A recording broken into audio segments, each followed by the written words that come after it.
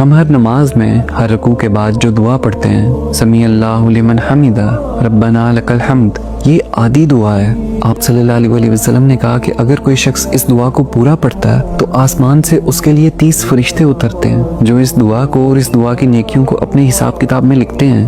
صحیح بخاری میں یہ حدیث ہے کہ ایک دفعہ آپ صلی اللہ علیہ وسلم نماز پڑھا رہے تھے۔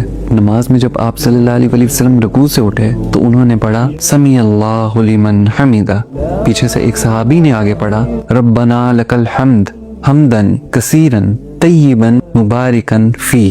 وہ صحابی کہتے ہیں کہ جب آپ صلی اللہ علیہ وسلم نے نماز مکمل کی تو انہوں نے پیچھے مڑ کے پوچھا کہ یہ دعا کس نے پڑھی ہے؟ تو وہ صحابی کہتے ہیں میں نے اپنا ہاتھ کھڑا کیا کہ رسول اللہ میں نے پڑھی ہے۔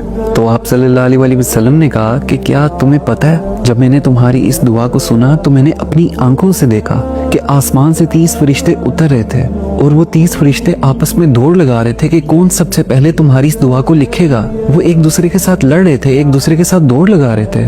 تو یہ حدیث بتانے کا مقصد یہ ہے کہ آئندہ اگر آپ کبھی بھی نماز پڑھیں تو اس دعا کو پورا پڑھا کریں، سمیع اللہ لمن حمدہ ربنا لک الحمد حمدن کثیرن طیبن مبارکن فی۔